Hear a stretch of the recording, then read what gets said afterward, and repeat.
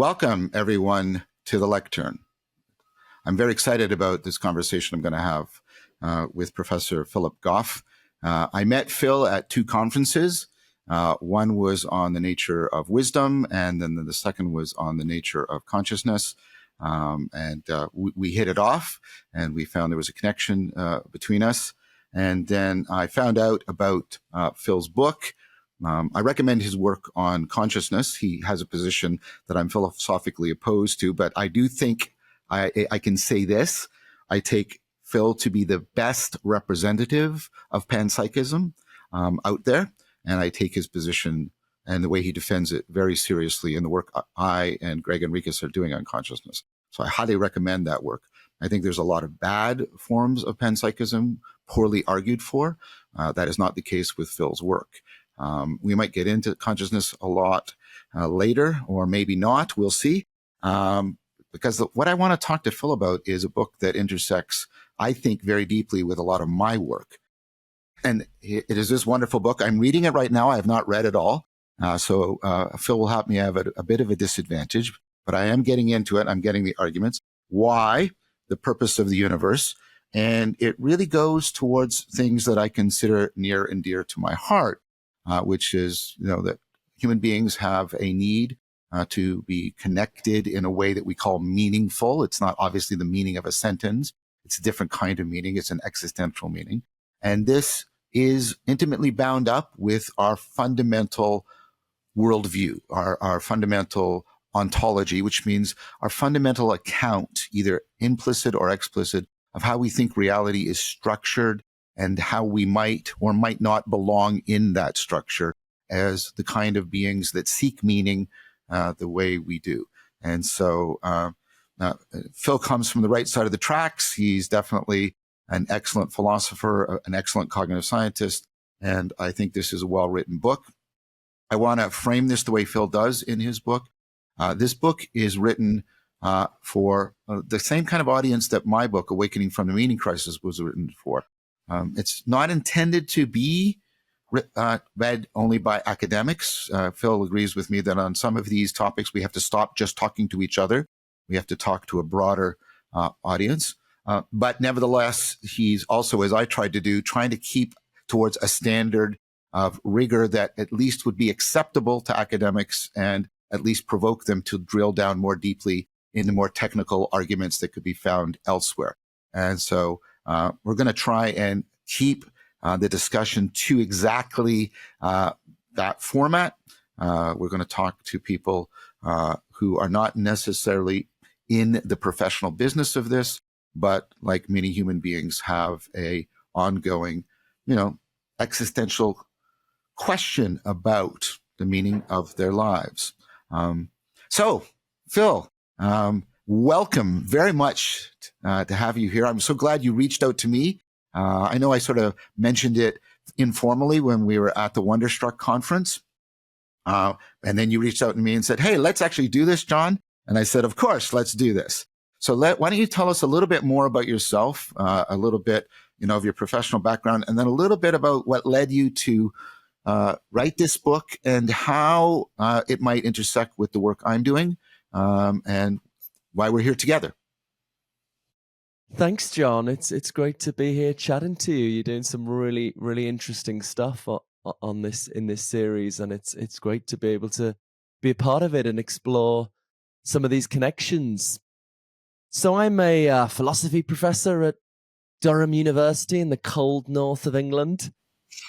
I guess I'm interested in big fundamental questions about the nature of reality. I'm kind of burning with curiosity about what the world is really like, or at least to have our best guess at it. I've focused mostly on questions of consciousness, how consciousness fits into our scientific story of reality. And as you mentioned there, I've defended a slightly strange sounding view, panpsychism, which is roughly the view that consciousness goes all the way down to the fundamental building blocks of reality, that maybe electrons and quarks have incredibly simple forms of conscious experience, and that the very complex experience of the human or animal brain is somehow built up from these simpler forms of consciousness at the level of physics. This is a view that was laughed at insofar as it was thought about at all in recent history, but in the last 10 or 15 years, in academic philosophy and in certain bits of neuroscience as well, it's become still a minority view, but taken much more seriously. And many people see it as, although it's a bit strange sounding, an attractive middle way between the more traditional options of, on the one hand, consciousness being in the soul, outside of the body and the brain, or the other hand, it just being electrochemical signaling, and that's all there is to it. Some people see panpsychism as a kind of attractive middle way option. So yeah, my book, I guess, Galileo's Error was my book aimed at a general audience, trying to get these ideas on consciousness and panpsychism out to a broader audience. My more recent book, modestly titled Why the Purpose of the Universe. 5 years ago, I honestly never would have imagined I'd be writing a book about the purpose of the universe. It really has been sort of following the arguments where they lead. I was raised Catholic, actually, a very vibrant Catholic church in Liverpool. But I rejected that when I was 14. I refused to get confirmed, upset my grandmother. I think she forgave me eventually. And then I didn't have much to do with this whole thing for 20 years. And didn't really feel there was a kind of God-shaped hole in my life or anything. I guess I've always considered myself a spiritual person, but thought of spirituality in my own terms, through meditation, engaging with nature, art, and so on. I guess I was in the growing spiritual but not religious classification. Yeah. And this just actually started to change when I came to my current university, Durham University, and started teaching philosophy of religion. And it was a standard Western philosophy of religion course. You teach the arguments against God, you teach the arguments for God. Students have got to make their minds up and write their essay. So, I taught the arguments against God based on the challenges of why would a loving God allow the terrible suffering we see in the world? And I thought, very convincing, definitely no God. But then I taught the arguments for God, and to my surprise, found some of these quite compelling too. In particular, the argument from the fine-tuning of physics for life, this surprising discovery of recent decades that for life to be possible, many numbers in fundamental physics had to fall in a certain very narrow range in such a way that it looks incredibly improbable that a universe like ours would have the right numbers for life just by chance. So this left me in a kind of, philosophy for me is not just abstract intellectual questions. It's one of the things I like about you. I live it out. If I can't work out what I think about something, I can't bloody sleep, So this really terrorized me with these arguments for God and against God pulling me in separate directions. And I think so many in the West think you do face this choice, right? Do you believe in the very traditional idea of God, all-knowing, all-powerful, perfectly good? Or are you a secular atheist? It's like, whose side are you on? Richard Dawkins or the Pope? Make your mind up. Come on. Which team are you on?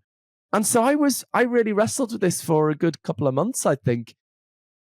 And then I just had a eureka moment that I realized, actually, these arguments that I was impressed by are not actually pushing in opposite directions. The arguments against God are arguments against a very particular form of God. What philosophers sometimes call the omni-God, all-knowing, all-powerful, perfectly good, omnipotent, omniscient, omnibenevolent. Whereas the arguments for God, or at least the arguments for God I like the fine-tuning argument, are arguments for something much more generic, something goddish, some kind of goal-directedness in the early universe. So if you go for something goddish, but not God, then you can have your cake and eat it, right? Everyone's a winner. You can accept both of these arguments.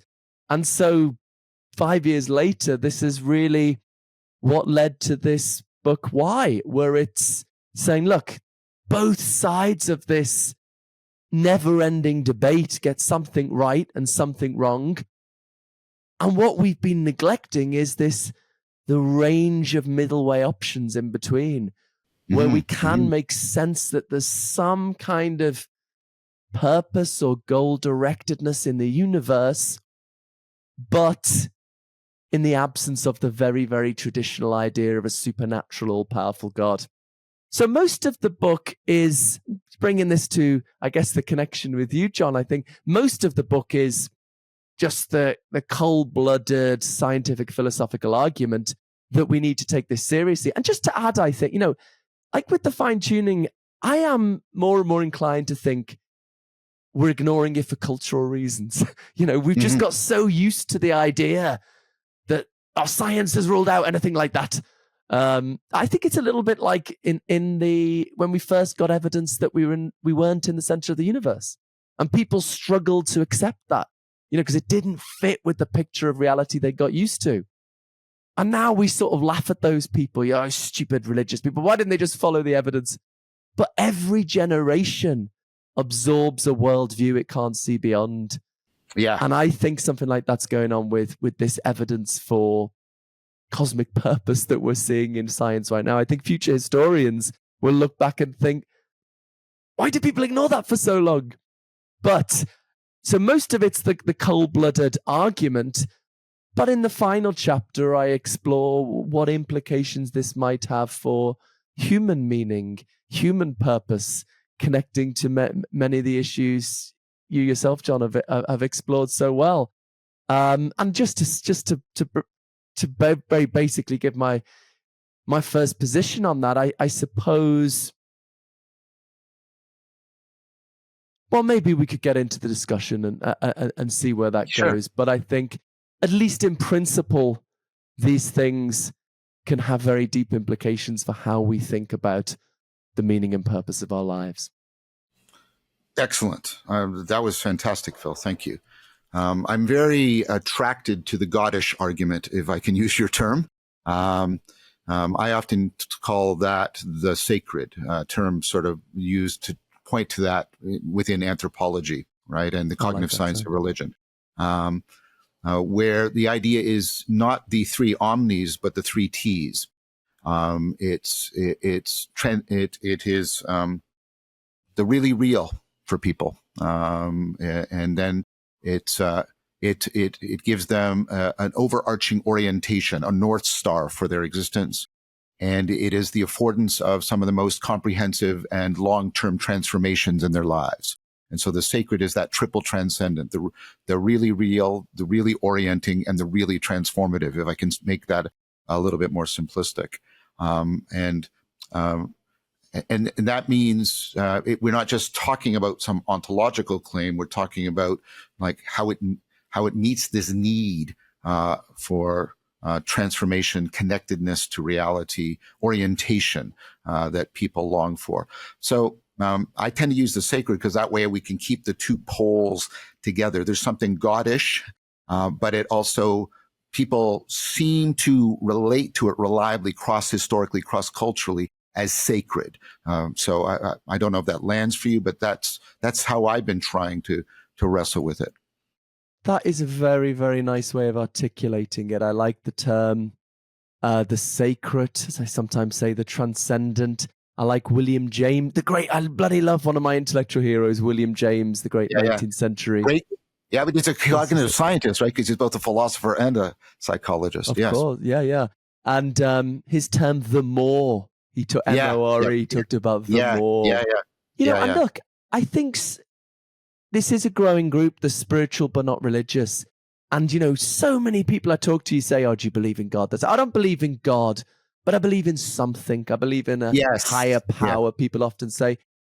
And there, I feel like in general, academics are not catering for that group. And therefore we get this sense that it's just fluffy thinking. It's not very rigorous. But I just think that is maybe a contingent circumstance that academics, until fairly recently, have not been engaging with the intellectual foundations of these topics. and that's something I'm very much engaged with at the moment. I've got a 3-year Templeton project on discussions of panpsychism in philosophy of mind, and discussions of pantheism or panentheism in philosophy Right. of religion, these Yeah. alternative conceptions of God where God is not wholly distinct from the universe, where God is somehow more interconnected with, overlaps with, maybe even identical with the universe. And, I think if we can spend more time, as you're doing, John, in a really rich way, building the intellectual foundations. In my field, most analytic philosophers are kind of secular atheists. There's some very good philosophy of religion, but it's almost entirely very traditional Christians. Now, I don't have an issue. I don't have a problem with traditional Christians. There's some really good work there.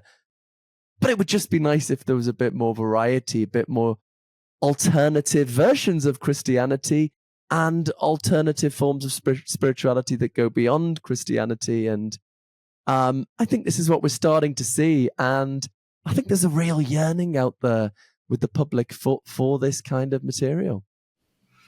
Excellent. I agree. I mean, maybe I'm one of the academics, the exception that proves the rule. I've been teaching about this stuff in academia at the University of Toronto for about 20 years, and I did that because precisely when I talk about these topics, that's when my students get most deeply engaged, and they find my work life transforming. I mean, that's how I was one of the life transforming philosophers, kind of thing. I don't think it's me. I think that I've hit a particularly important nerve in the culture that's not being addressed well by sort of standard academia. So this is great. And so let's maybe talk about both of these sides, but we'll talk about them sequentially, even though we agree that maybe they should be kept together. I'll call one the ontological, where we're talking about the goddish, and I'll call the other the existential, meeting it in the term of the existential philosophers, not how people use it now to talk about something that might wipe out all of humanity or something like that. So other people have come to similar but maybe different conclusions, and I want to put that out to you. I'll do sort of John Hicks and then my take on it. And these three positions are near each other. Wittgenstein might say they have a family resemblance, but so Hicks says he comes to the same sort of conclusion that you do in his book, the Interpretation of Religion, and also the Fifth Dimension. He says, look, both sides have great arguments. And then he does what he calls his meta argument. He says that means that the universe is in some sense spiritually ambiguous. Is it Pascal who said somewhere, there's too much to doubt and not enough to believe? And now he doesn't conclude that means there's sort of nothing. What he concludes is that the really real can be equally represented by personal sort of metaphors or icons, and also impersonal ones like the Tao or Shunyata or Brahman, right? To my mind, that means that his position is more towards what I'm going to have to use a term, and then, sorry, Phil, I'll need a bit because I want to explain how I'm using it. Where many people are talking about being non-theists. A non-theist is someone who let's make use of Schellenberg's stuff. The atheist philosopher in Canada, by the way. Yay! He says there's this transcendent, and when you get the three, that's what I'm calling the sacred. The most real, the most orienting, the most transformative, right?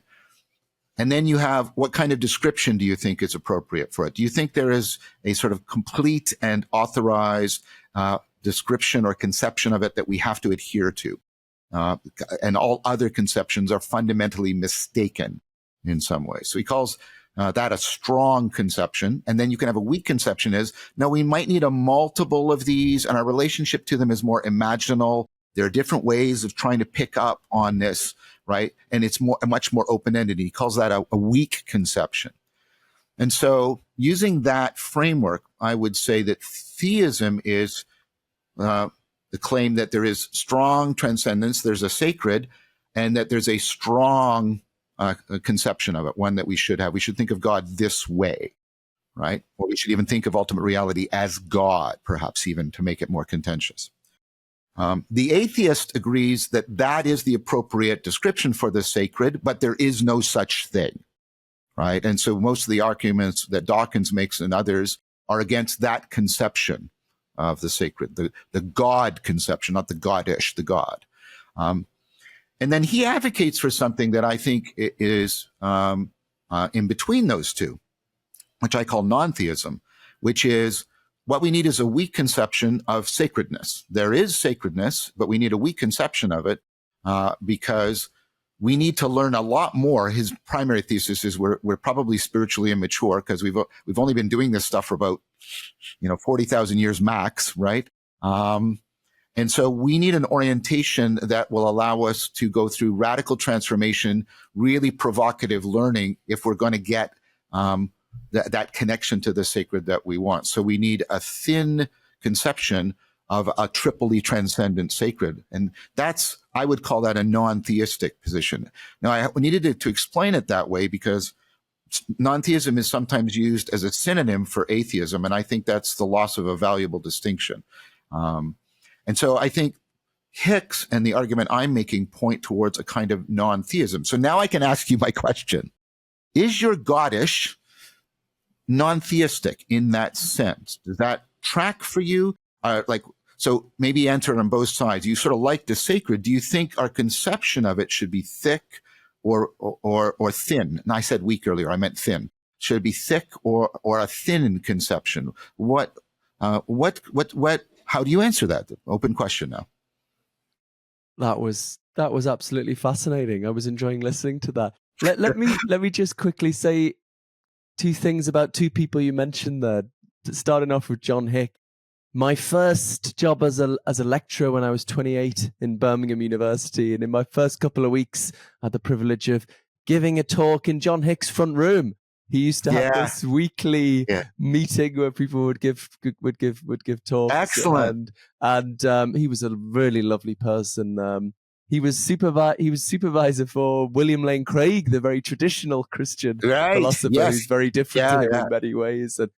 And but also John Schellenberg was in Durham for my conference last weekend. Yes, yeah. Wow. I was thinking of this when we were talking a moment ago. So I this project, which is trying to inculcate more, I guess you could say, liberal philosophy of religion. And there have been pioneers, yourself, John, have been pioneers of this for a long time. So I thought I'd invite two of the fathers of this in my mind. And one was John Schellenberg, whose position you very nicely articulated there. And also another one you might not have heard of, Tim Mulgan, who has defended this view which he calls ananthropic purposivism, where there is a purpose to the universe, but it's nothing to do with us. We're an accidental byproduct. And so this is, again, he's motivated by the arguments on both sides are good. And it was just wonderful connecting these two towering figures in my mind when nobody else was doing this stuff with newer generations. So how do I understand the more or the sacred? Well, I can answer that in two ways. Please. In the why book, I'm not trying to pin down a definite view. I'm trying to open a conversation. I'm trying to get people going, thinking about this. I explore three possibilities in great detail in the book.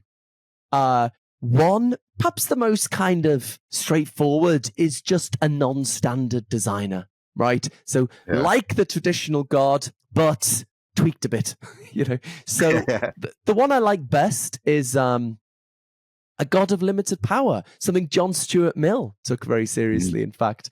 So maybe God just can't create intelligent life in an instant. Maybe the only way God can create intelligent life is by creating a universe from a singularity with the right physics that will eventually evolve intelligent life. And God's like, I know it's going to be messy. I'm sorry. This is all I could do. It's this or nothing. So that's one possibility I take very seriously. But it's not obvious there does need to be so I think there's evidence for goal-directedness and purpose in some sense, but maybe there doesn't need to be a mind underlying that. Yeah. The great Thomas Nagel defended in his incredibly controversial book at the time in 2012, Mind and Cosmos, the idea that there could be just purposeful laws of nature. Mm-hmm.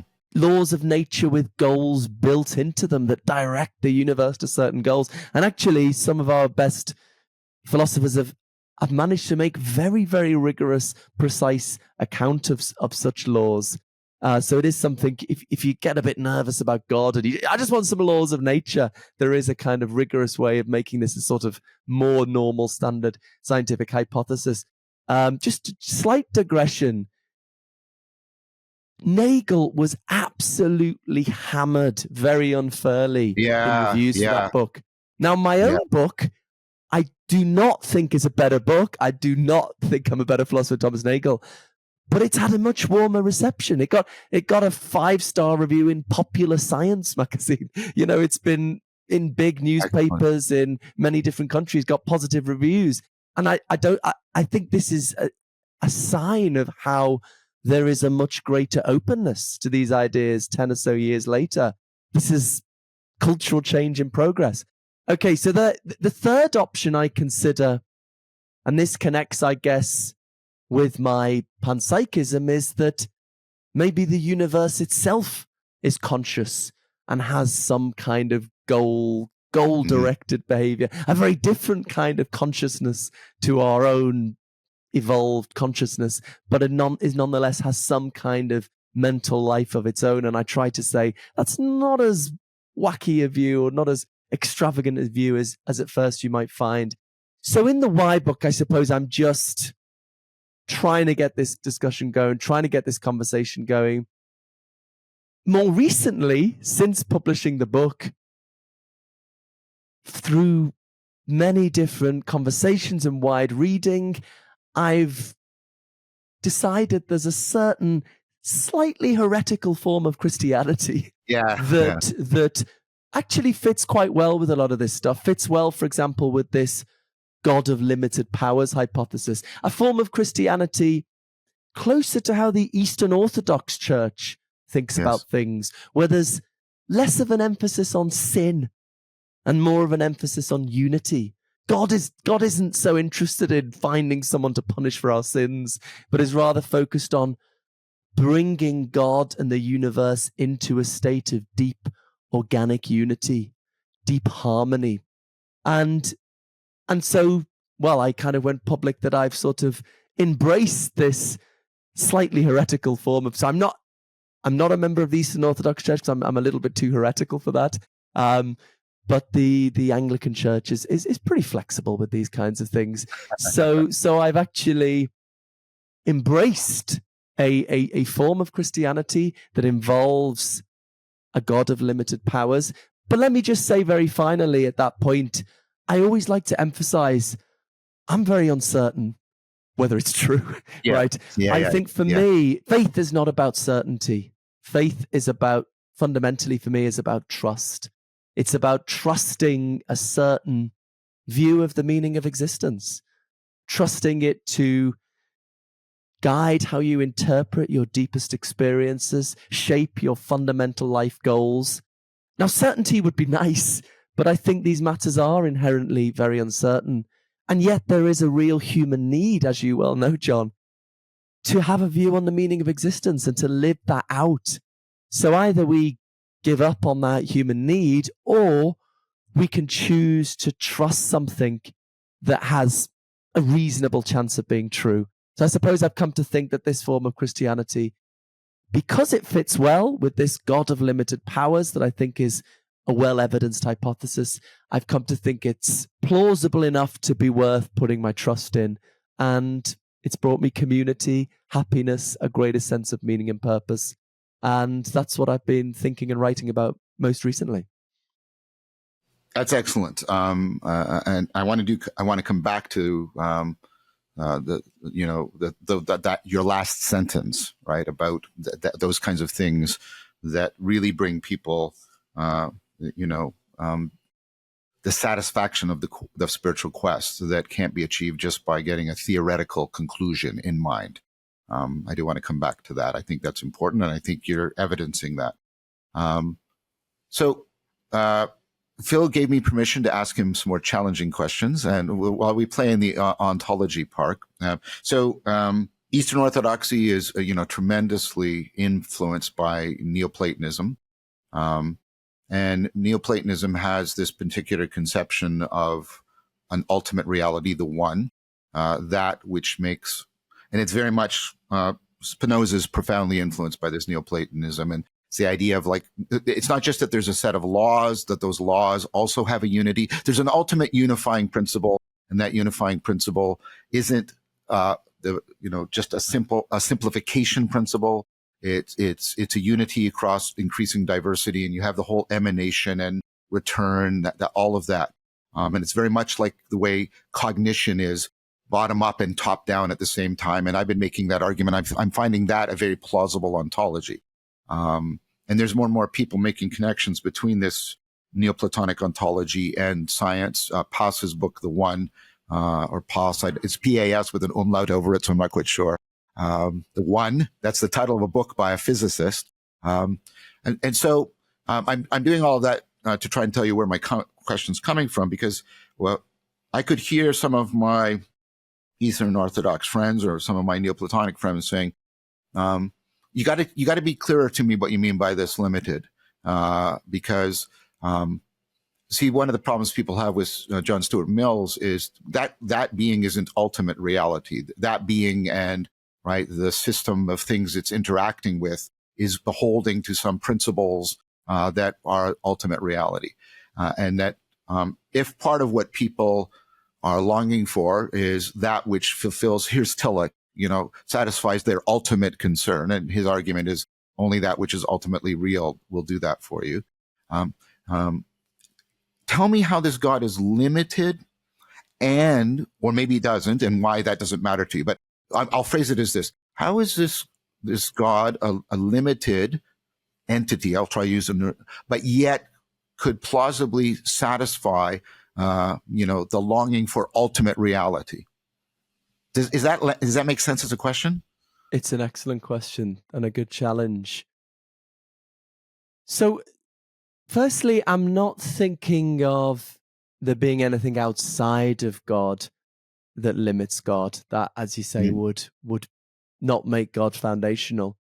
I suppose, as Wittgenstein said, explanations have to end somewhere. There has to be some foundational facts. So I suppose I'm thinking this is just part of the fundamental story of God, that God is able to do some things and not able to do others. So what are those limitations? That's an important question. In terms of explaining fine-tuning, which is, I think, the really strong evidence here that we need to account for, I would argue, you might disagree, that it's actually not too hard to specify the relevant limitations. What the hypothesis would be that there's a sort of structure you can get if you take physics, or ultimately it will be final physics, so we don't know what final physics is yet, but just you take physics, you take that mathematical structure in fundamental physics, you take all the numbers out, the particular values of the constants, because physics has these sort of fixed numbers in that don't seem to have any deeper explanation, at least at present. So you take physics, you take all the numbers out, and you say God is limited is limited to creating a universe with that kind of structure. Mm-hmm. And I think that's, and maybe just creating a universe from a singularity. So maybe God can't create complexity. God can only create from simplicity and can only create physics with a certain structure. So I think that would be fairly simple to state, because it's simpler than physics. Physics is pretty simple, And it's simpler than that because you're sort of taking out all the numbers. So that would be, but that just gets you a sort of deistic God. We also want to say in any spirituality, I suppose, that we can experience God. Yeah. But I would say, and I'm also influenced by coming back to John Schellenberg, his famous argument against the traditional God is the argument from hiddenness. Why doesn't God make God's existence more plain? Why are there so many atheists if God exists? Why doesn't God make it obvious that God is real? At the same time, as you've already said, John, it's pretty universal that people do have a sense of a greater reality at the core of things. So I suppose I would say that God has the power to make God's existence known, but can only do so in a way that is available to people whose minds are in the right state of mind, maybe after long meditation, after deep experiences, after taking psychedelics. God can't kind of cut through the hustle and bustle of ordinary life, right? And also God can't reveal finer details. God's only able to convey a sense of God's existence in a very general sense of this greater reality at the core of things. Okay, so that gives us something. It gets trickier when we're trying to make sense of Christianity. Even in my toned down heretical form, the core of it is that God and the universe are coming into a deeper state of unity, getting more intimately connected with each other over time. And that this involves, in the person of Jesus, that God and the universe came together in some unique and unparalleled way. So how is God able to do that, but can't can't cure cancer? So I've actually got a big academic paper under review at the moment, trying to lay this out, how we can make sense of God being able to become more unified with creation when it's evolved enough, when it's in a high enough form, but that still doesn't allow God to overcome the terrible suffering we find in the universe. But I mean, it's tricky. And this is part of the reason why I'm very uncertain Christianity is true, right? But I think we can tell a reasonably simple, unified story, just about simple and unified enough to me to still think there's a reasonable chance of this being true. And so it's something it's not irrational to engage with in your spiritual life. Okay, there's a lot there, and that was very rich. And I want to acknowledge and appreciate your ongoing humility. Phil is demonstrating, I think, totally sincerely, something that I'm constantly advocating for, and something you look for as a marker of somebody who's actually committed to rationality rather than claiming to be a representative of rationality. He's open to correction.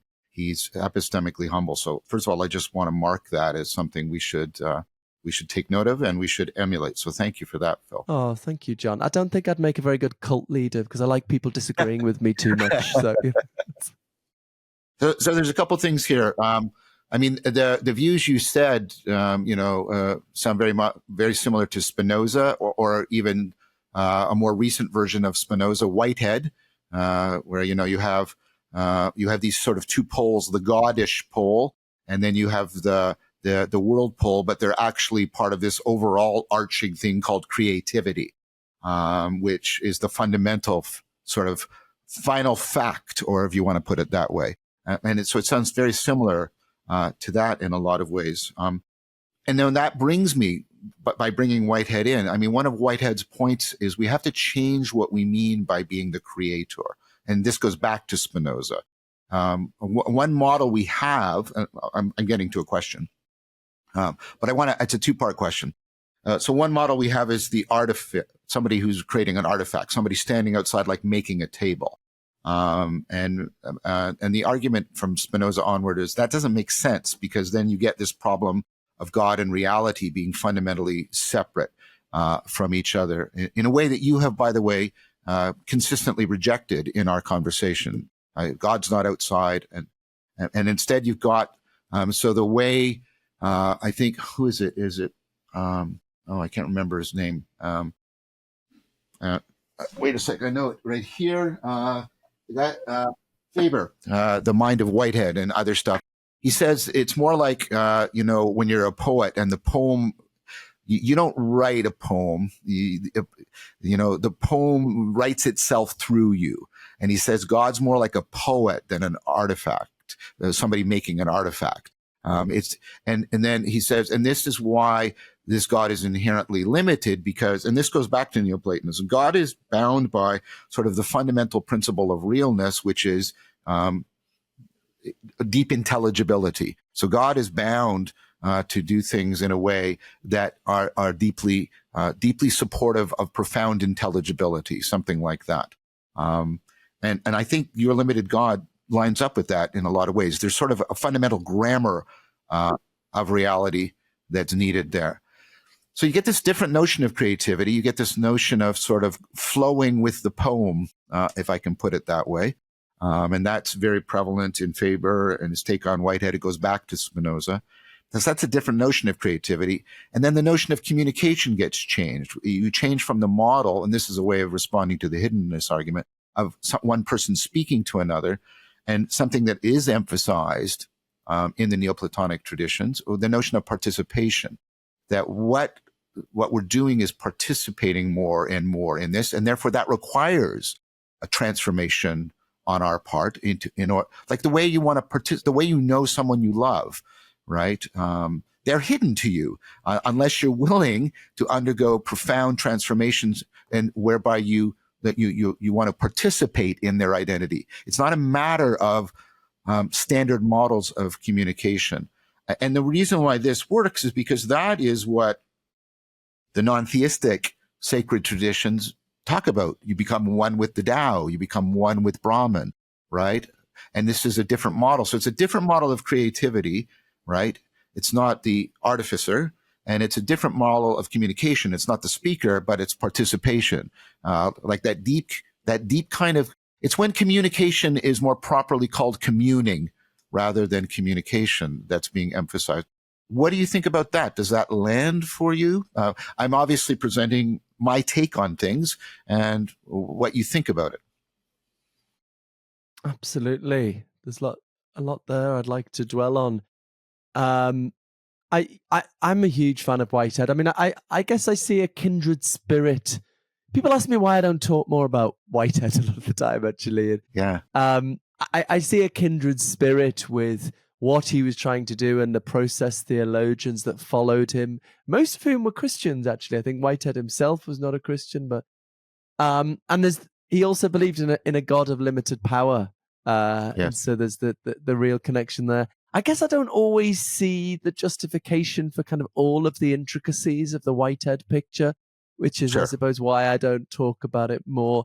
But there's definitely a lot that's really important and valuable there. And I like this attempt to move away from anthropomorphic ideas of God. I think this is so important. I think people do have an idea that, the old man in the sky, and it's all very just some big mind behind all things. And I think in a way, that doesn't necessarily explain things, doesn't it? If there's just this other big mind, it's like, why does that mind exist?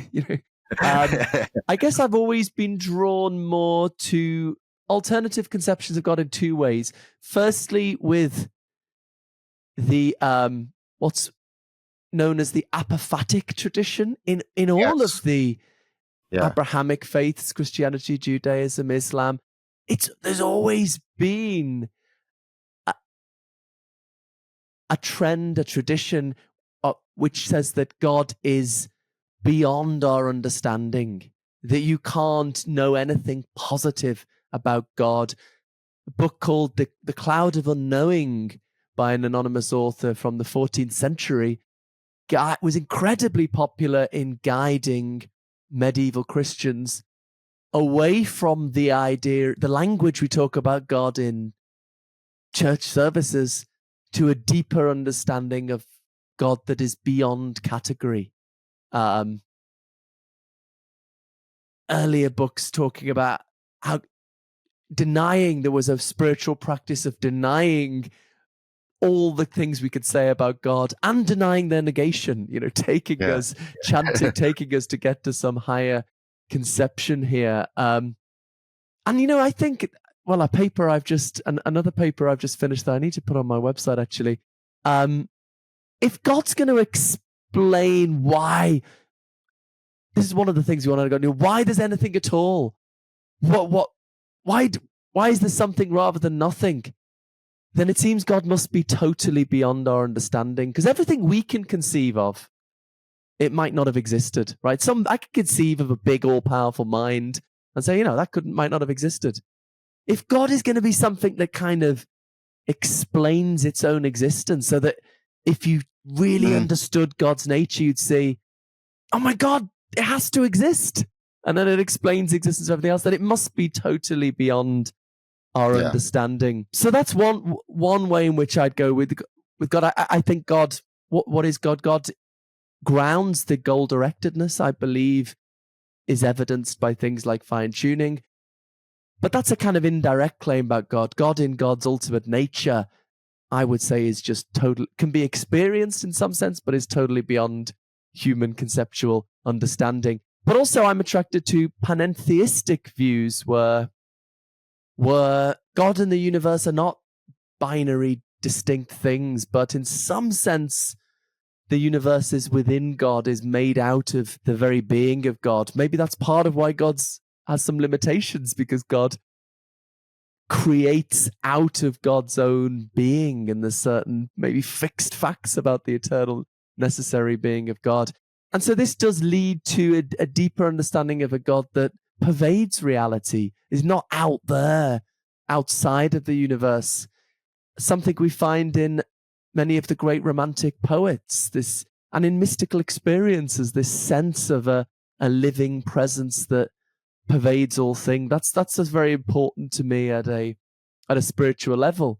And I suppose this conception of Christianity focuses on, for example, Christ's metaphor of the vine and the branches.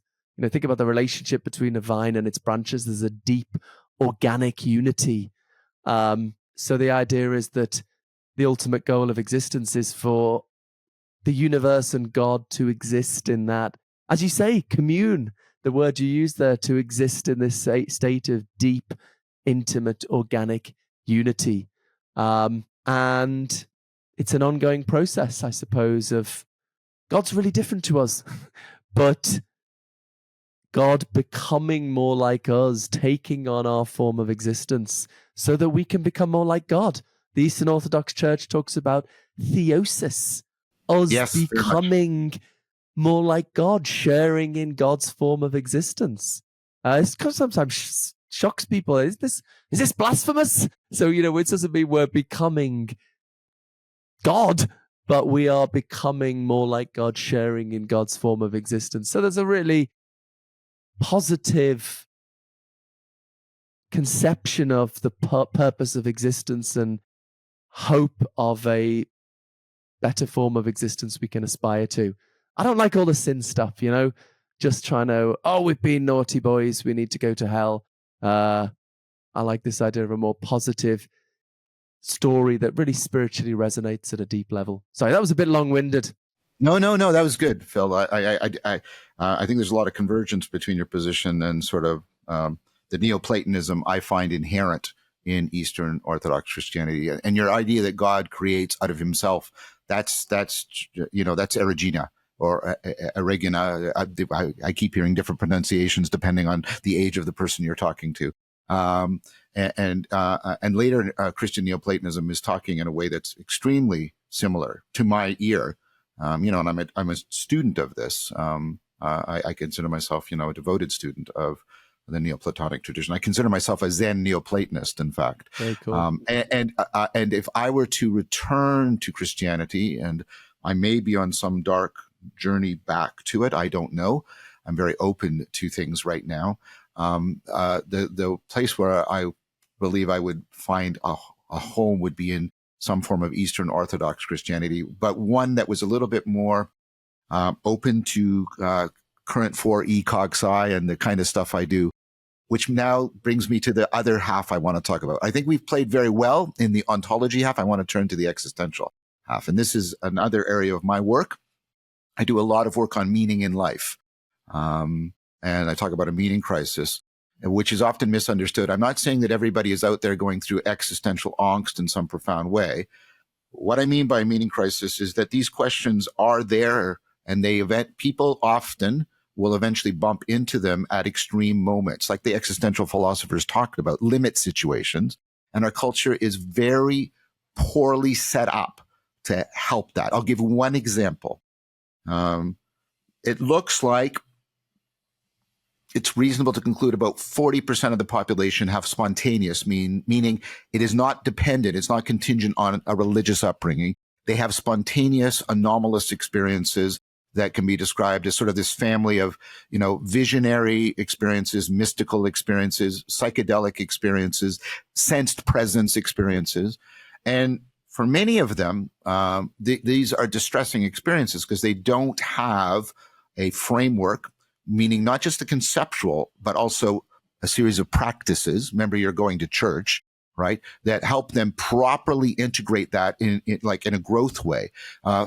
In particular, there's some research showing that when atheists have these spontaneous experiences, and they do have them, by the way, some of them come out of it better. They often have to transform themselves in the worldview, but many of them really suffer because these experiences make it like the sense of being called, as Yaden said. They put a terrific call on you, and yet their framework is not can't properly accommodate these experiences in a psychologically healthy manner. That is only one example. I don't want to pin everything on that one thing. I'm just using that as an example of what I'm talking about. So this idea that there's a meaning crisis is not the idea that everybody's out there suffering, although I think there is more suffering.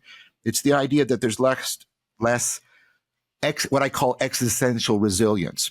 Our culture gives us less existential resilience for dealing with these limit situations, dealing with these kinds of anomalous occurrences that may happen to us. So I've been, like many other people, this is a hot topic, which I think is a symptom of the meaning crisis now in academia, which is what are we talking about when we're talking about meaning in life?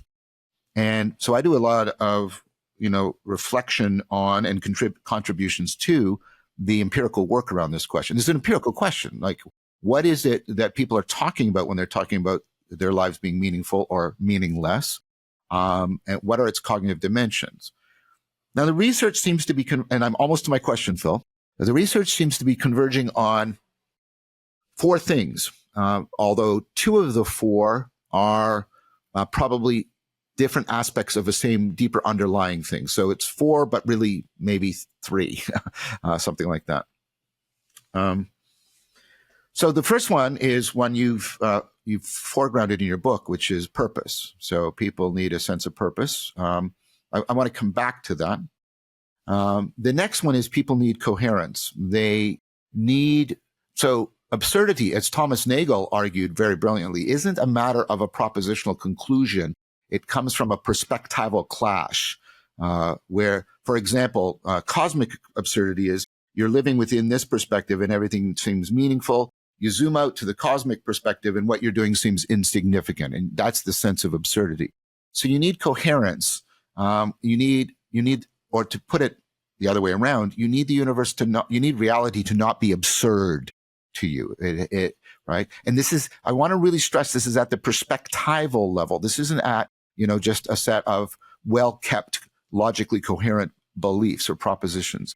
And of course, human beings, it's developmental to us that we play with perspectival clash. That's what humor is. That's what insight problem solving is. So you can see how this is tapping into fundamental features of cognition, this need to get perspectival coherence as something not reducible to propositional coherence. Okay, that's coherence. The next is significance. You need things in your life that aren't ephemeral, that aren't transient, that aren't superficial. They have to have some depth to it. And then the fourth is mattering. But significance and mattering seem to be two sides of the same coin. So mattering, and this is both in psychology and an excellent book by philosopher Susan Wolf, Meaning in Life and Why It Matters, right? It's the sense of being connected to something larger than oneself, which is a metaphor. People don't mean spatio-temporally larger, because if you were to sort of, make them live in an ocean liner or chain them to a mountain, they don't feel any kind of fulfillment. So one way, and this is the way I've been arguing, what they're articulating is when you're in a dream, you're in this small world and it seems real in that world. And when you wake up, hence all the awakening and enlightenment metaphors, you're at a bigger world that shows and from that larger perspective, you can see what was unreal about the smaller perspective, and see it's kind of the reverse side also of the absurdity thing. And so what that research shows is that mattering and probably significance are more important than purpose for meaning in life. That, reliably. Now, it could be that we're also dealing with what do we mean by purpose, and I'm willing to talk to you about that because I'm open about this. So the researchers typically present it the way you do in our discussion so far. This overarching goal, sort of the meta goal that organizes all the other goals. And it might be that it's not that way. It's not about something. It's not about a state that you're working towards. It might be what we talked about earlier with the sacred. It might be a sense of having a North Star, having that which orients you, helps direct you. And I'm trying to argue that we might want to replace purpose with orientation. But when I do that, I mean, and now I'm talking to exactly the right person, I bump up against, the kind of arguments that you very, very powerfully are representing, and you're not the only one doing it, that there might be something like purpose to the universe. And so there's potential connection here between the existential side, but there's also disconnection. And I'm not really framing this as a question. I'm sort of landing that in your lap, right? And so I have tended to back away from, I think it's fair to say this: Anglo-American culture's emphasis on reducing meaning to purpose, I think, is fundamentally flawed for all the reasons I just laid out. But I'm not dismissive. I want to take into account what you're arguing. So that's the problem I'm sort of presenting to you. I'm presenting you with a problem. It's not so much a question, but if you need to ask me more about clarifying the problem, I'm happy. But that's sort of the way the challenge is occurring to me. It's not, I don't have like a gotcha question. It's more like, how does this go together? How does this work? That's very, very, very interesting. And again, there's lots more I need to go away and think about. I mean, firstly, let me say I don't have very strong opinions in this area, and part of why I want to talk to you, John, is to learn more myself. I mean, I do have people are going to think I don't believe anything. I do have strong views in certain areas about the fine tuning. I really do think that is evidence for goal-directedness, on consciousness, the problems of physicalism. I've got strong opinions. But on these more existential questions, I suppose, as you say, it's partly empirical, it's partly philosophical, and I'm really just wanting to open the conversation and learn something. I suppose a couple of things. What I tried to suggest in the book, that purpose in the universe can give. So it's a question, what difference does there being a purpose to the universe make? You could have someone who, my colleague David Vervaeke, when I was talking about this fine-tuning stuff, and he's like, yeah, I see the argument, his purpose. I don't care, though. It doesn't affect my life. I make my own meaning, So that is one position. So that's kind of maybe one sort of, in some sense, extreme position that, probably isn't purpose to the universe, but even if there is, it's irrelevant. We make our own meaning. The other extreme to that is, for example, the Christian philosopher William Lane Craig, who we earlier mentioned, who basically says if there's no purpose to the universe, it's all pointless. Yeah. We might as well just kill each other if we want to. He actually says, there's no right, Yeah. just all a waste of time. And not only religious thinkers, the antinatalist philosopher David Benatar, who, what's his book now on the purpose of existence? It's not his most famous book, The Cosmic Dilemma or something. I'm blanking on the name. But he argues that life is not entirely meaningless, but because there's no cosmic purpose, it's almost meaningless. It's not worth it. And so he thinks it's immoral to have children.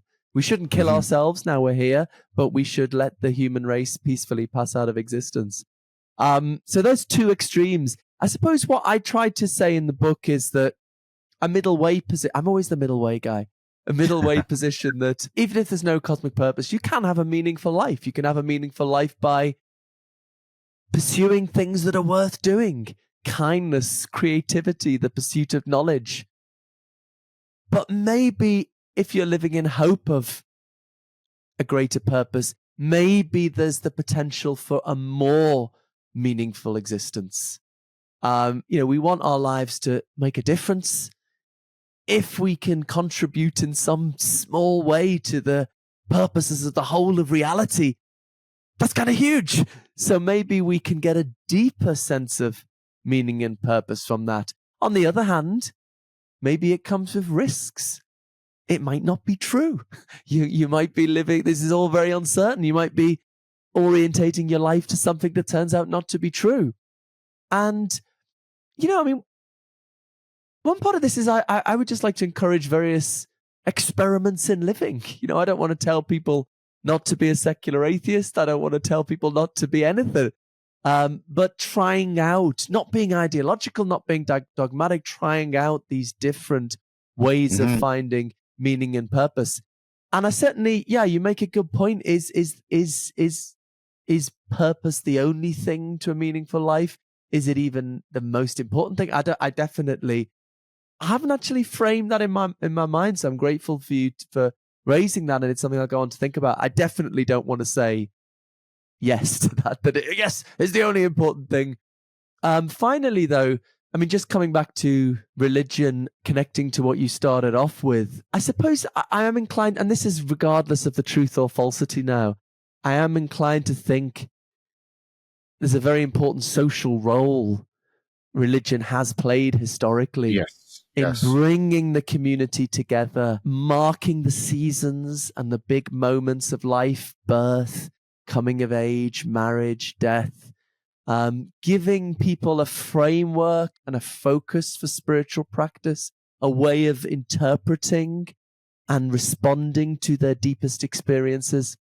And the secular world, for what it's worth, has found it very difficult to replicate that. Maybe I'm not saying it never could. There's a very interesting book by the philosopher Phillip Goff, Life After Faith, I think it's called, where he argues that humanists need to develop these similar institutions that to play this role. And again, let's have these experiments in living. Let's see if that can be done. But thus far, at least, it doesn't seem to have worked out very well. So yeah, I've got another big grant project after this one. I'm part of several universities on thinking about the nature of faith. That's going to be my project for next academic year. And I suppose I'm working very tentatively at the moment on a conception of faith as trust, not belief even, right? As I'm not confident enough it's true to say I believe it. I wouldn't say I believe Christianity, but thinking of it more as two forms of trust, right?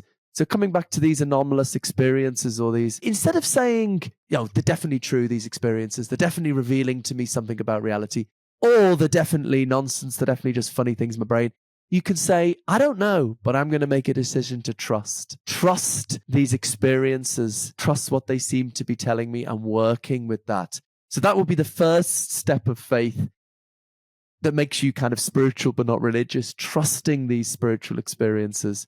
And then the second step, if you want to take it, is trusting a particular spiritual or religious framework for interpreting and acting on those experiences. So again, I think if you're thinking whether to join a religion or a spiritual practice, you shouldn't be thinking, is it definitely true? I think a lot of people think that. Is it definitely true? And then there's no overwhelming case. I think you should be thinking, is there some chance it's true?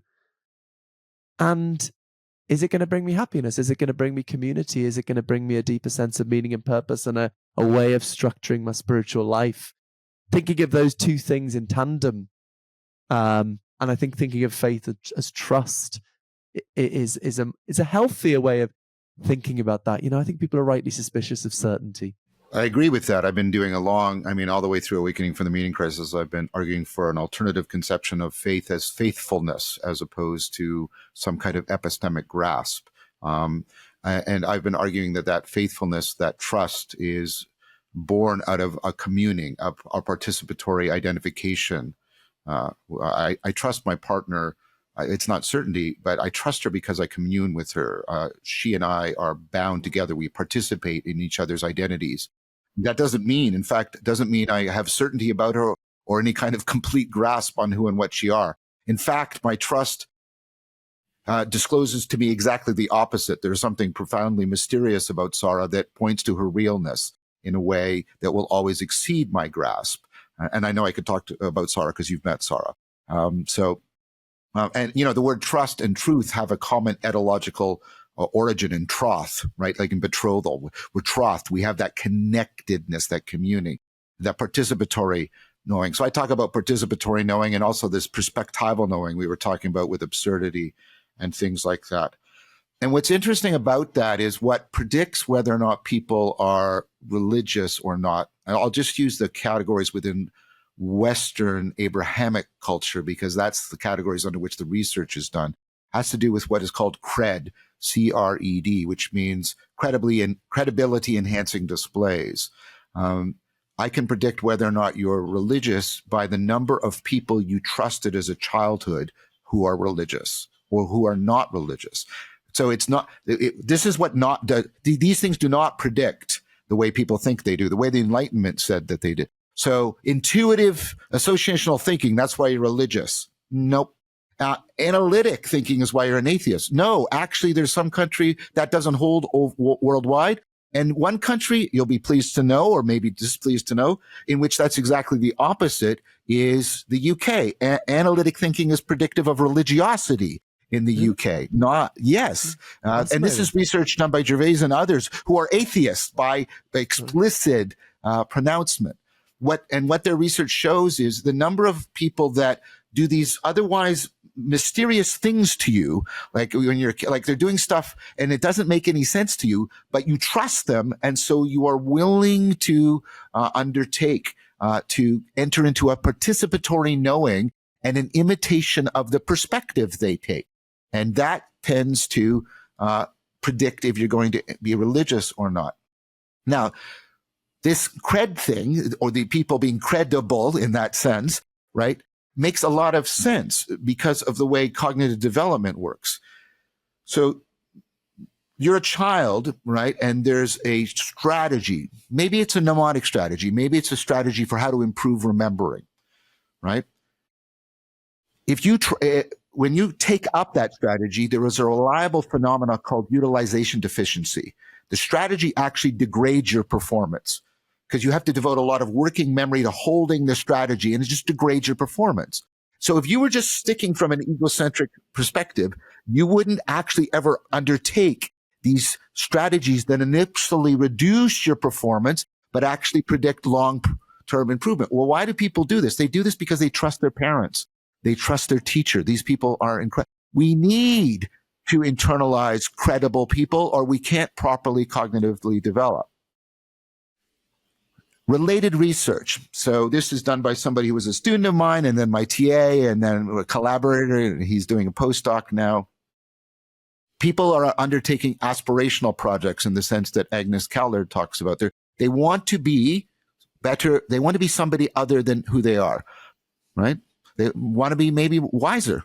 I'm such a fool. I want to be a wiser person.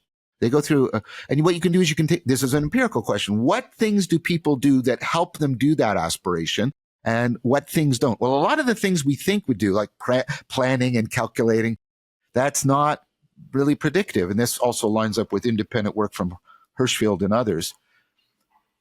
internalizing a role model.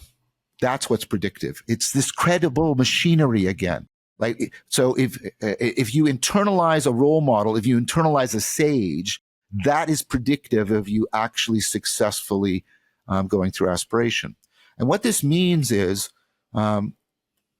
this is why I have a bit of issue around the spiritual but not religious. I'm not hostile to them by any means. But the idea that we need community, we need perspectives other than our own. We need credible people that have properly, and don't forget the adverb, properly earned our trust.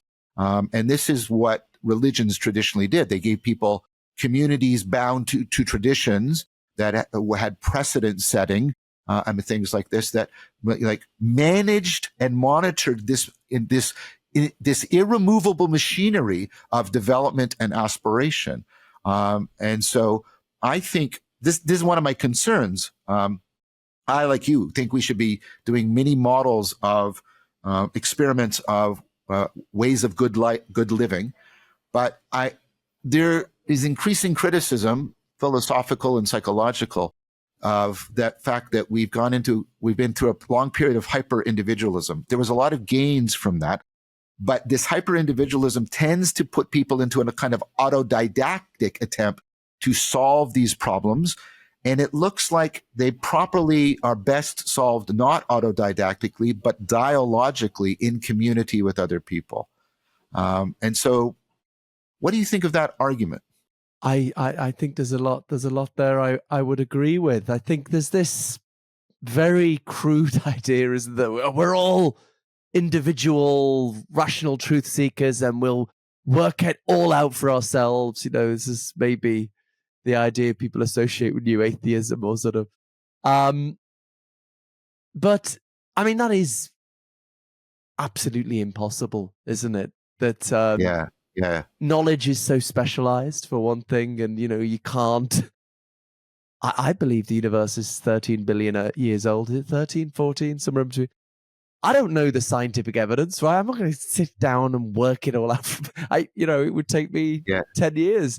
So there does have to be a form of trust that comes with risk. Again, William James is so good in his wonderful paper, The Will to Believe, which he later thought should be called The Right to Believe. I think that's right. That, you know, I think that's a better title. He engages with Clifford, who thought, you know, it is immoral to believe without evidence.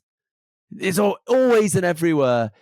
And James, with his wonderful nuance he always has, says, well, Clifford's focusing wholly on avoiding false beliefs. Very important. But there's also a danger of accidentally avoiding true beliefs, right? So if there's some religion or maybe belief in God is uncertain, maybe you could have two atheists who both think it's 50. Sorry, an atheist. Let me start that again. Maybe you've got two individuals who think the existence of God is 50-50. The atheist, someone could say, well, I'm going to be an atheist because I don't want to risk being wrong. But someone else could say, well, I'm going to believe in God because I don't want to risk missing out on something true. And which one of those is correct? And there's a deep kind of uncertainty here. But yeah, I think there's absolutely fascinating work by another interesting figure here is the liberal historian of religion, Karen Armstrong. Who's talked in her fascinating book, The Case for God, which I also think is a bad title because you think it's just going to be some dogmatic case for God definitely exists, which it's not at all like that. It's very much a different way of thinking about religion and arguing that sort of like there's been a modern corruption. The way we think about religion in the past few hundred years is very different to how we've thought about it going back 50,000 years. And part of that is the focus on belief.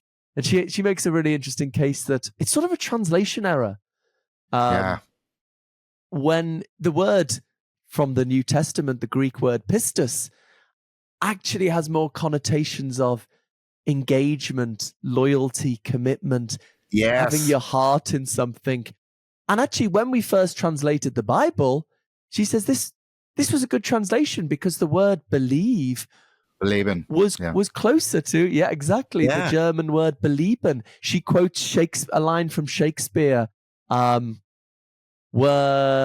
the character is being very snobbish to someone who's lowborn, and they are told, believe not thy disdain, right? Believe not thy disdain. Don't have your heart in your snobbish feelings. Whereas over time, the word believe has changed, and now it's closer to, with the Protestant Reformation, with the scientific revolution, it's closer to some intellectual commitment to a theory of reality. So now you read the Gospels and you think, oh, Jesus really cared what your theory of reality was.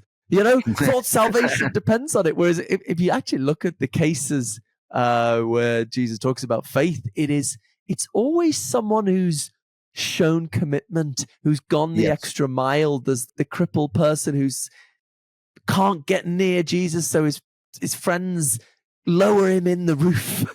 Jesus is like, oh my God, what incredible faith. It's not like, what are the propositions you believe? So I do think we need to, and she thinks that we should think of when you say the creed, you should think of it more, I commit, not I believe, but I commit to this. I'm committing to this as part of the story through which I'm understanding my form of existence. So I do think we need to move to this way of engaging, not just with religion, but with spirituality, and even the pursuit of knowledge, which is much more, less individualistic, more embedded in the society, less reductionistic, more of a holistic conception of things. Well, actually, I'm about to start a book after Christmas on reimagining religion. I don't think I've mentioned that to you, John, and I do want to connect to an idea that's quite common, that we should be having a more holistic sense of health and well-being. And my wife's a medical, who you've met, Emma, my wife. Yeah, of course.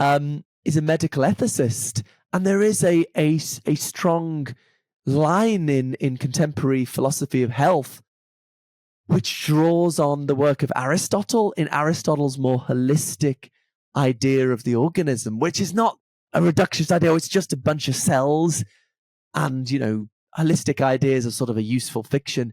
No, it's an idea that we start with the proper functioning of the organism, and it's kind of top down. We understand the parts of the organism, or the health of the organism, in terms of the overall proper functioning of the organism. And we understand health as a matter of flourishing, functioning well. So we don't just have this subjective idea of happiness as, feeling good, kind of a sugar high.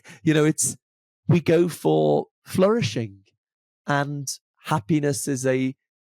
true happiness is a sort of byproduct of that. So I would like to, connect much more to this tradition from Aristotle, which contrasts in contemporary philosophy of health to, I guess, you've got more reductionist views of health, and also more social constructivist views, which perhaps arguably worryingly lead us into relativism or something. But I think there's a really nice tradition here, which has been somewhat neglected, which it would be useful to draw some inspiration from, I think. Well, that was wonderful, Phil. I'm also on my sabbatical writing a book on reimagining religion. So we're going to be writing books that are going to be deeply convergent.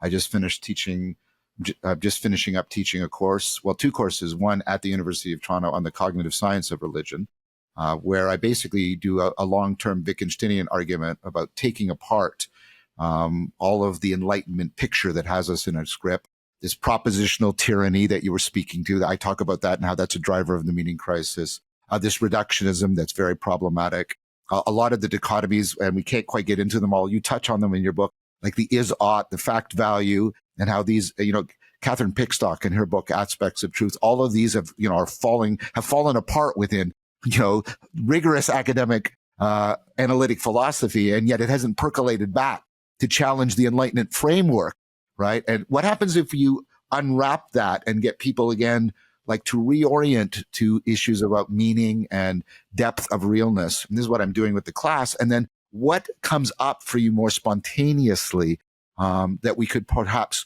reconsider or reconceive of as religion? That's exactly the project, the argument I'm making. Oh, we need to swap notes. Yeah, we need to swap notes. I mean, let's talk about this at some point, because I've got the argument, and then I've got a more specific part of that argument from an online course I'm doing for Jonathan Pajot's Symbolic World, called The Cognitive Science of Ritual. Why ritual is non-reducible to propositions, even myths and stories, that ritual, and a lot of the anthropology of ritual has been arguing this now quite consistently. It's sui generis. You can't reduce, because it has to do with this perspectival knowing, this participatory communing, and the transformations and the aspirations therein. And so, that's what I'm doing. And it sounds like you're doing something that also connects with another book I'm doing. I'm writing a book with Terry Dentry about this much more Aristotelian, holistic way of approaching people dealing with chronic pain. And what this means is, don't have single practitioners dictating. You have multiple practitioners representing multiple disciplines that come in and have to enter into deep, mutually transformative dialogue, because they have complementary strengths and weaknesses. And the patient is present, and the patient can participate. When you shift to that way of dealing with pain, and she's got empirical work, her PhD and a couple papers published, that significantly reduces chronic pain above and beyond our standard model of how we present the medications, or going to physiotherapy as the way of dealing with pain. So yes, very convergent. And I am very interested in that project precisely because of its possibilities of reducing a significant source of suffering. The number of people suffering from chronic pain, of course, is much larger than we realize, and it looks like it's even a growing number. We make an argument for a hypothesis, not a conclusion, but a hypothesis, that one of the things driving the increase in chronic pain is, again, that people seem to be struggling with issues around meaning and connectedness. We have a loneliness epidemic. The number of close friends people have is reliably decreasing decade by decade. It's becoming very problematic in your country. The UK is really wrestling with this. And we now know that loneliness is as bad to your health as, well, we have reason to believe, evidence and argument to make us believe that loneliness is as detrimental as smoking to your health. Really? And this makes sense given our evolutionary history. It just, it's, oh yeah, of course, right? That makes good sense. And so I think I'm pleased by how convergent, even to the fact that we're writing very similar books and participating in sort of similar discussions. I'm really happy about this. I'm glad we've got this chance. I'm sure there'll still be stuff we can argue over. I'm sure we are. Well, to be fair to the conversation, I presented you with some significant challenges. Absolutely. This wasn't me just patting you on the back. You've given me a lot to think about. Which is, and that's genuine dialogos. I think that's when people are willing to enter into a mutually transformative, reciprocally opening dialogue. Then that is, I think, and the research is also supporting this. That's where we are at our rational best. Yep. And this, of course, goes back to the Socratic vision. I'm going to wrap it up, Phil. I think we should talk again. I think we should definitely talk again. Well, I think we should talk off camera about our two books and how we want maybe relate them together, or coordinate them, or talk about each other's books in our books. I'm open to all of these, so I think we should talk about that. And then I propose that maybe I'm inviting you to come back after you've written that book, because I will have written mine, and we could read each other's book, and perhaps we'll be collaborating along the way. And we could enter into another one of these lectern discussions about reimagining, reconceiving, or retrusting religion. And I invite you right now, and hope you'll come back, and we will do that together. I'd love to. That sounds great. Yeah, I think, there is something exciting going on at the moment. I think people are moved on from new atheism, I think, and thinking again, just starting to think about these things in a slightly different, less dogmatic, very uncertain, maybe slightly heretical, healthier, I think, view of these things. And it's a conversation that's just starting, and I think it's very exciting. And I look forward to continuing it with yourself as well as others. It's going to be good. Excellent. So thank you, Phil. So everyone, he's got it on his bookshelf, and here it is. Strong recommendation. Strong recommendation for this book. Many of you who are interested in my work, I can predict, like almost a scientific prediction, that you will find this book deeply valuable and enriching. At some point, I want to talk to Phil about his panpsychism, because I do think it's one of the more reasonable forms. And I want to know how similar it is to the pan-experientialism of Whitehead, how similar it is to the kind of stuff about, the Neoplatonic emergence and emanation framework that we both were pointing to. And so perhaps we can also get you back and we can talk about that too. That'd be good. Yeah, thanks for mentioning the book. It's got a nice cover, if nothing else. And there's also an audio version. I narrated myself, which I noticed a lot of embarrassing typos along the way, so managed to remove some of them. Hopefully the next written version will have those removed also. But yeah, it's been a lovely conversation. Thanks, John. Long may it continue. Yes, long may it continue. So everyone, there will, of course, be links in the notes to this video. So I'm hoping that Phil will give us links to his website. We'll provide a link to the book. And I always like to argue on Twitter. If anyone wants to have a row on Twitter, always up for that. Well, that's one of our differences. I don't like to do that. So, but the links will be here in the notes, and so I won't say goodbye. I'll say till we talk again. Till we talk again. Thanks, John.